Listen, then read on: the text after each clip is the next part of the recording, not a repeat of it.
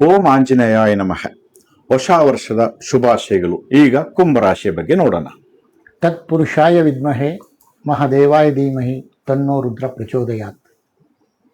ಈ ರೀತಿ ಶಿವನ ಧ್ಯಾನ ಮಾಡಿ ಕುಂಭರಾಶಿಯ ಬಗ್ಗೆ ಹೇಳೋದಾದರೆ, ಅವರಿಗೆ 7.5 ಕೊನೆಯ ಹಂತದಲ್ಲಿ ಶನಿಯ ಸಂಚಾರ, ಜೊತೆಯಲ್ಲಿ ರವಿ ಸಂಚಾರ ಮತ್ತು ಶುಕ್ರನ ಸಂಚಾರ, ಚಂದ್ರನ ಸಂಚಾರ, ಹೀಗೆ ಗ್ರಹಗಳ ಸಂಚಾರ ಇದೆ.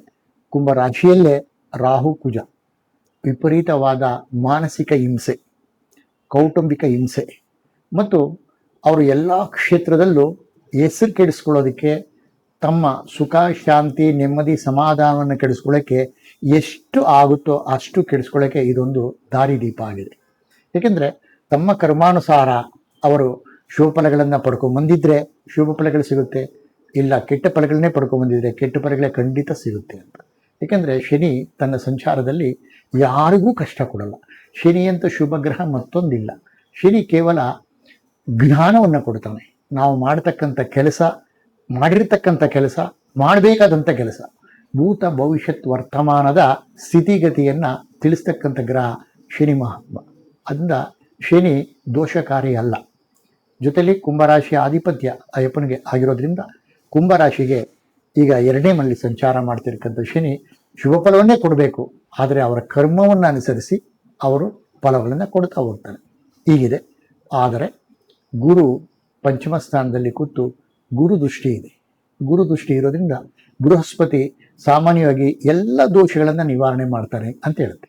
ಸಾಮಾನ್ಯವಾಗಿ ಜ್ಯೋತಿಷದಲ್ಲಿ ಉಲ್ಲೇಖ ನಾನು ಮೊದಲೇ ಹೇಳಿದೆ. ಏನು ಅಂದರೆ, ಯಾವುದೇ ಒಂದು ವ್ಯಕ್ತಿಗೆ ಯಾವುದೇ ಒಂದು ಗ್ರಹ ಕೇಂದ್ರ ಅಥವಾ ತ್ರಿಕೋನದಲ್ಲಿದ್ದರೆ ಆ ವ್ಯಕ್ತಿಗೆ ಸಹಾಯ ಮಾಡ್ಬೋದು, ಅವನು ಏನೇ ಅವನತಿ ಸ್ಥಿತಿಯಲ್ಲಿದ್ದರೂ ಅವನ ಮೇಲೆ ಕೆತ್ತಬಹುದು ಅಂತಕ್ಕಂಥ ಅರ್ಥದಲ್ಲಿ ಉಲ್ಲೇಖ ಇದೆ ಶಾಸ್ತ್ರ. ಯಾಕೆಂದರೆ ಪೂರ್ವಾರ್ಜಿತ ಕರ್ಮ ಫಲವನ್ನು ಅನುಭವಿಸಿರೋದು ನಾವು ಹುಟ್ಟಿರೋದಷ್ಟೇ. ಅದರ ಕರ್ಮ ಏನಿದೆಯೋ ಹಂಗೆ ನಡ್ಕೊಂಡು ಹೋಗ್ತಾ ಇರುತ್ತೆ. ಏನು ನಡೀತಾ ಇದೆ ಅಂತ ಹೇಳೋದಕ್ಕಿರ್ತಕ್ಕಂಥ ಶಾಸ್ತ್ರ ಇದಷ್ಟೇ. ಹಾಗಾಗಿ ಬೃಹಸ್ಪತಿಯ ಒಂದು ದೃಷ್ಟಿ ಕುಂಭರಾಶಿಯ ಮೇಲೆ ಇರೋದ್ರಿಂದ ಸ್ವಲ್ಪ ಮಟ್ಟಿಗೆ ಯಾವುದೇ ಅವಘಡಗಳು ಆಗಲ್ಲ, ಕಡಿಮೆ ಆಗುತ್ತೆ. ಆದರೂ ಹೆಚ್ಚಿನ ಗ್ರಹಗಳು ದುಸ್ಥಾನಗಳಲ್ಲೇ ಇರೋದ್ರಿಂದ ಅನುಭವಿಸಲೇಬೇಕಾಗುತ್ತೆ. ಕರ್ಮವನ್ನು ಅನುಭವಿಸಲೇಬೇಕು. ಕರ್ಮ ಅನುಭವಿಸದೆ ಬೇರೆ ದಾರಿನೇ ಇಲ್ಲ. ಆದ್ದರಿಂದ ಕುಂಭರಾಶಿಗೆ ಸ್ವಲ್ಪ ಮಟ್ಟಿಗೆ ಈ ಗುರು ಬದಲಾವಣೆ ಆದಮೇಲಂತೂ ಉಚ್ಚಸ್ಥಾನಕ್ಕೆ ಗುರು ಬರ್ಬೋದು, ಆದರೆ 6ನೇ ಮನೆ ಅಲ್ಲಿಂದ ಸ್ವಲ್ಪ ಮಟ್ಟಿಗೆ ಇನ್ನೂ ಅತಿಯಾದ ಒಂದು ತೊಂದರೆ ಆಗ್ಬೋದು ಅಥವಾ ಒಳ್ಳೇದಾಗ್ಬೋದು.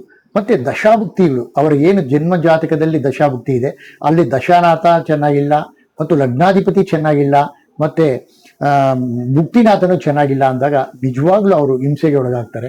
ಎಲ್ಲರ ವಿಶ್ವಾಸವನ್ನು ಕಳ್ಕೊತಾರೆ. ಅವರು ಎಲ್ಲರಿಂದ ದೂರ ಆಗ್ತಾರೆ, ಮಾನಸಿಕ ಹಿಂಸೆಗೆ ಗುರಿ ಆಗ್ತಾರೆ. ಆಮೇಲೆ ರಾಹು ಆತ್ಮಹತ್ಯೆಗೆ ಪ್ರೇರಕ. ಇವತ್ತು ಸಮಾಜದಲ್ಲಿ ಎಂತೆಂಥ ವ್ಯಕ್ತಿಗಳು ಆತ್ಮಹತ್ಯೆ ಮಾಡಿಕೊಂಡಿದ್ದಾರೆ. ಅದು ಸಿದ್ಧಾರ್ಥ ಇರ್ಬೋದು, DK ರವಿ ಇರ್ಬೋದು, ಅಥವಾ ಒಬ್ಬ ಪೊಲೀಸ್ ಆಫೀಸರ್ ಇರ್ಬೋದು, ಮತ್ತು CK ರಾಯ್ ಅವ್ರೇನು ಆತ್ಮಹತ್ಯೆ ಮಾಡ್ಕೊಂಡ್ರು. ಇದಕ್ಕೆ ನಿಜವಾಗ್ಲೂ ಪ್ರೇರಣೆ ರಾಹು. ರಾಹು ಏನು ಗ್ರಹ ಮಾಡ್ತಾನೆ ಅಂದರೆ, ಸೊತ್ತೋಗುಡು ನೀನಿರ್ಬೇಡ, ಬೇಡ ಈ ಮನಸ್ಸನ್ನು ಕೊಡ್ತಾನೆ. ಯಾರ್ಯಾರಿಗೆ ಅಷ್ಟಮದಲ್ಲಿ ರಾಹು ಇದ್ದಾನೆ, ಯಾರ್ಯಾರಿಗೆ ಅಷ್ಟಮದಲ್ಲಿ ರಾಹು ಸಂಚಾರ ಆಗ್ತಾ ಇರುತ್ತೆ, ಯಾರಿಗೆ ರಾಹು ದಿಸೆ ನಡೀತಾ ಇರುತ್ತೆ, ಆ ರಾಹು ದುಸ್ಥಾನದಲ್ಲಿದ್ದಾಗ ಇವತ್ತು ಸಮಾಜದಲ್ಲಿ ಯಾವುದೇ ಕ್ಷೇತ್ರದಲ್ಲಿ ಆತ್ಮಹತ್ಯೆ ಮಾಡಿಕೊಳ್ತಕ್ಕಂಥ ವ್ಯಕ್ತಿಗಳಿಗೆ ರಾಹು ಪ್ರೇರಣೆಯನ್ನು ಕೊಡ್ತಾನೆ. ಆದರೆ ಗುರುದೃಷ್ಟಿ ಇದ್ದಾಗ ಅದು ಸ್ವಲ್ಪ ಮಟ್ಟಿಗೆ ದೂರ ಆಗುತ್ತೆ ಅಂತಕ್ಕಂಥ ಅಂಶವನ್ನು ಆಧರಿಸಿ ನಾವು ಜ್ಯೋತಿಷ್ಯ ಶಾಸ್ತ್ರವನ್ನು ಸಮರ್ಥನೆ ಮಾಡ್ಬೋದು. ಒಟ್ಟಾರೆಯಾಗಿ ಒಂದು 60 ಭಾಗ ಕುಂಭರಾಶಿಗೆ ಒಂದು ಶುಭ ಫಲವನ್ನು ನಿರೀಕ್ಷೆ ಮಾಡ್ಬೋದು. ಕುಂಭರಾಶಿಯಲ್ಲಿರ್ತಕ್ಕಂಥ ರಾಹು, ಸಪ್ತಮದಲ್ಲಿರ್ತಕ್ಕಂಥ ಕೇತು, ಸರ್ಪದೋಷ. ಹಾಗೂ ರಾಶಿಯಾಧಿಪತಿಯಾದ ಶನಿ 2ನೇ ಭಾಗದಲ್ಲಿ ಇರ್ತಕ್ಕಂಥದ್ದು. ಇದು ಒಂಥರ ಮಾರಕ ಸ್ಥಾನ ಅಂತ ಹೇಳ್ತೀವಿ. 7 ಶನಿಯಲ್ಲಿ 2ನೇ ಹಂತದಲ್ಲಿರ್ತಕ್ಕಂಥವ್ರಿಗೆ ಏನೂ ತೊಂದರೆ ಕೊಡೋದಿಲ್ಲ. 1ನೇ ಹಂತದಲ್ಲಿರ್ತಕ್ಕಂಥವ್ರಿಗೆ 30 ವಯಸ್ಸು ಕೆಳಗಿರ್ತಕ್ಕಂಥವ್ರಿಗೆ ದುಷ್ಪರಿಣಾಮಗಳು ಬೀರುತ್ತೆ. ಮಾರಕ ದೋಷ ಅಂತ ಹೇಳ್ತೀವಿ. ಕೋರ್ಟು ಕಚೇರಿ ಅಲಿಯುವಂಥದ್ದು, ಕುಟುಂಬ ಅಂದರೆ ಫ್ಯಾಮಿಲಿ ಬಿಟ್ಟು ಬಹುದೂರದಲ್ಲಿ ಕೆಲಸ ಕಾರ್ಯ, ಫ್ಯಾಮಿಲಿಯಿಂದ ಅನಾನುಕೂಲಗಳು ಮತ್ತು ಮಾರಕ ದೋಷಕ್ಕೆ ಒಳಗಾಗುವಂಥದ್ದು. ಯಾರೋ ಮಾಡಿರ್ತಕ್ಕಂಥ ತಪ್ಪುಗಳು ಇವರು ಅನುಭವಿಸ್ತಕ್ಕಂಥ ಶಿಕ್ಷೆ ಅನುಭವಿಸ್ಬೇಕು. ಇದೆಲ್ಲ ಕೂಡ ಕುಂಭರಾಶಿ ಮೇಲೆ ದುಷ್ಪರಿಣಾಮ ಬೀರುತ್ತೆ.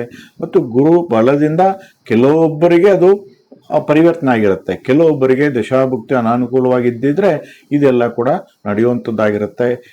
ಸಪ್ತಮದಲ್ಲಿರ್ತಕ್ಕಂಥ ಕೇತು ಹೆಂಡತಿ ಆದರೆ ಗಂಡನಿಗೆ, ಗಂಡ ಆದರೆ ಹೆಂಡತಿ ಮೇಲೆ ದುಷ್ಪರಿಣಾಮ ಬೀರುವಂಥದ್ದು. ಕಂಟಕಗಳು, ಹೆಂಡತಿ ಖರ್ಚುಗಳು, ಗಂಡನಿ ಖರ್ಚುಗಳು, ಸ್ನೇಹ ವರ್ಗದಿಂದ ತೊಂದರೆಗಳು, ಪಾರ್ಟ್ನರಿಂದ ಕಿತ್ತಾಟಗಳು, ಇವೆಲ್ಲ ಕೂಡ ನಡ್ಕೊಂಡು ಬಂದಿದೆ.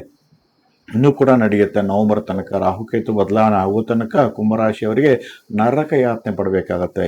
ಏನೋ ಒಂಥರ ಸಮಾಧಾನ ಆಯಿತು ಗುರುಬಲದಿಂದ ರಾಶಿ ಮೇಲೆ ನವಮ ದೃಷ್ಟಿ ವಿರೋಧದಿಂದ ಅಂತ ಹೇಳ್ಬೋದೇ ವಿನಃ, ಆದರೆ ಇನ್ನೂ ಕೂಡ ಜೂನ್ ನಂತರ ಇನ್ನಷ್ಟು ಅನಾನುಕೂಲಗಳು, ಅನಾರೋಗ್ಯ ಸಮಸ್ಯೆ ಬೇರೆ ಪಾಪ, ಕಾಲ್ನಡಿಗೆ, ಕೈ ಕಾಲು ನೋವು, ಮಂಡಿ ನೋವು, ಅನಾರೋಗ್ಯ ಸಮಸ್ಯೆ, ಶಸ್ತ್ರಚಿಕಿತ್ಸೆ, ಇದೆಲ್ಲ ಕೂಡ ಇನ್ನಷ್ಟು ಸಾಲ ಹೊರಬೇಕಾಗತ್ತೆ, ಇನ್ನಷ್ಟು ವೈರಿತ್ವ ಹೊರಬೇಕು, ಇನ್ನಷ್ಟು ಅನಾನುಕೂಲ, ಇನ್ನಷ್ಟು ಅನಾರೋಗ್ಯ ಸಮಸ್ಯೆ ಮತ್ತು ಸಾಲದ ಬಾಧೆ.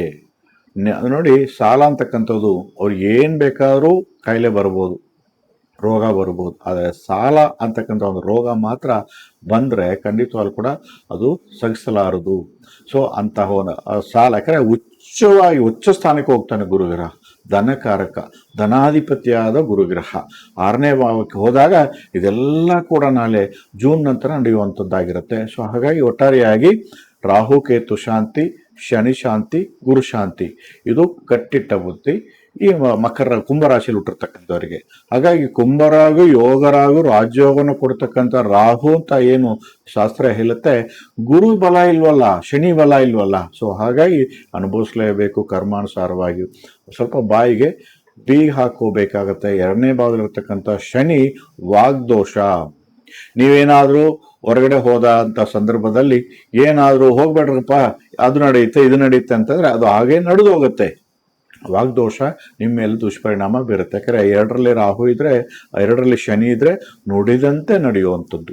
ಕೆಟ್ಟದು, ಒಳ್ಳೇದಲ್ಲ, ಕೆಟ್ಟದು ನುಡಿದಂತೆ ನಡೆಯುವಂಥದ್ದು. ಏನು ಮಾತಾಡ್ತಿರೋ ಅದರಂತೆ ನಡೆಯುವಂಥದ್ದು. ನಾಳೆ ದಿನ ನಿಮ್ಗೆ ಏನಾರು ಹಂಗೆ ಮಾಡ್ತೀನಿ, ಹಿಂಗೆ ಮಾಡ್ತೀನಿ, ನೋಡಿ ಹಾಗೆ ಮಾಡ್ತೀನಿ ಅಂತಂದರೆ ಅದು ಹಾಗೆ ನಡೆದೋಗುತ್ತೆ. ಅದು ನಿಮ್ಮ ಮೇಲೆ. ಸೊ ನೀವು ಮಾಡದೇ ಹೋದರೂ ಕೂಡ, ಯಾರೋ ಒಬ್ರು ಮಾಡಿದ್ರು ಕೂಡ ನೀವು ಹೇಳಿರೋದ್ರಿಂದ ಅದು ನಿಮ್ಮ ಮೇಲೆ ದುಷ್ಪರಿಣಾಮ ಬೀರುತ್ತೆ. ನಿಮ್ಮ ಮೇಲೆ ಖಂಡಿತವಾಗ್ಲೂ ಕಾನೂನು ಕ್ರಮ ಖಂಡಿತವಾಗ್ಲೂ ಕೂಡ ತೆಗೆದುಕೋಬೇಕಾಗತ್ತೆ. ಖಂಡಿತವಾಗ್ಲೂ ಇದರಿಂದ ದೂರ ಆಗಬೇಕು ಅಂತ ರಾಹುಕೇತು ಶನಿ ಶಾಂತಿ, ಗುರು ಶಾಂತಿ ಮಾಡ್ಕೊಳ್ಳಿ. ಇಡೀ ವರ್ಷ ನಿಮಗೆ 5, 6 ಈ ಸಂಖ್ಯೆ ಬಳಕೆ ಮಾಡಿ, 5, 14, 23, 6, 15, 24 ನೀಲಿ, ಬಿಳಿ, ಹಸಿರು ಬಣ್ಣಗಳನ್ನು ಬಳಕೆ ಮಾಡಿ ಓಂ ಶಂ ಶನೀಶ್ವರಾಯ ನಮಃ, ರಾಹುವೇ ನಮಃ, ಕೇತುವೆ ನಮಃ, ಓಂ ಗುಂ ಗುರುವೇ ನಮಃ ಅಂತಕ್ಕಂಥ ಮಂತ್ರಗಳು ಯಥೇಚ್ಛ ಪಠನೆ ಮಾಡಿಕೊಳ್ಳಿ. ನಿಂತ ಜಾಗದಲ್ಲಿ, ಕುಂತ ಜಾಗದಲ್ಲಿ, ಪ್ರಯಾಣ ಮಾಡುವಂಥ ಸಂದರ್ಭದಲ್ಲಿ ಮಾಡಿ ತಕ್ಕ ಮಟ್ಟಿಗೆ ಕೆಡುಕನ್ನ ಕಡಿಮೆ ಮಾಡುವ ಪ್ರಯತ್ನ ಮಾಡಿ ಅಂತ ಹೇಳ್ತಾ ಈ ಒಂದು ಕುಂಭರಾಶಿ ಫಲ ಹೀಗಿರುತ್ತೆ. ಸೊ ಕುಂಭರಾಶಿಯವರಿಗೆ ಎಲ್ರಿಗೂ ಕೂಡ ಶುಭವಾಗಲಿ. ನಮಸ್ಕಾರ.